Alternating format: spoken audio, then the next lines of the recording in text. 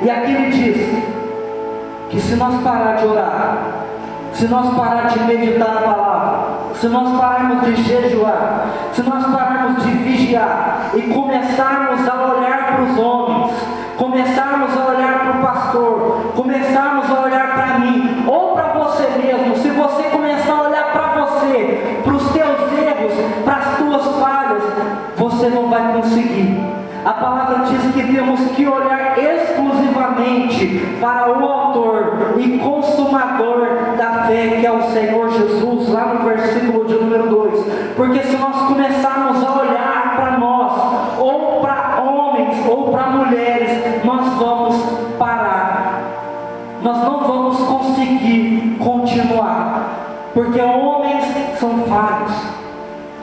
Um dia, se alguém tentasse olhar para Pedro, um homem que a palavra de Deus diz que uma pregação dele converteu e batizou quase 3.000 pessoas de uma vez. Você já viu 3.000 pessoas em um único culto?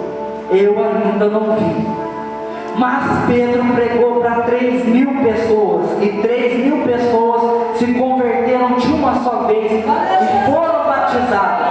Mas se alguém fosse olhar para Pedro, há uma certa feita que Pedro estava em um lugar, comendo junto com os gentios, que ainda estavam começando a ser evangelizados, e havia um preconceito ainda entre os judeus e os gentios, aqueles que ainda que não são judeus.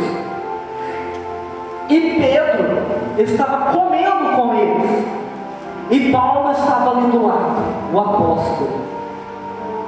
E ele viu Pedro dar uma dissimulada quando alguns judeus chegaram.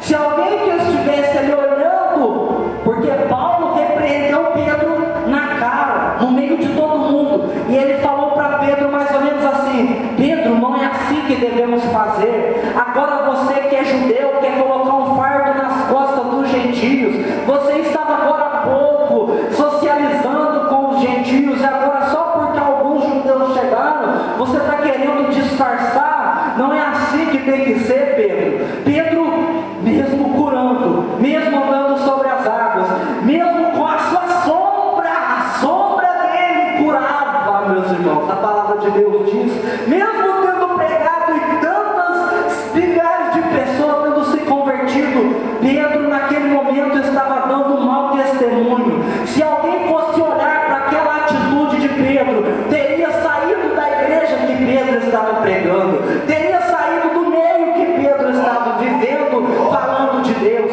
Mas aqui este homem vem dizer que nós não devemos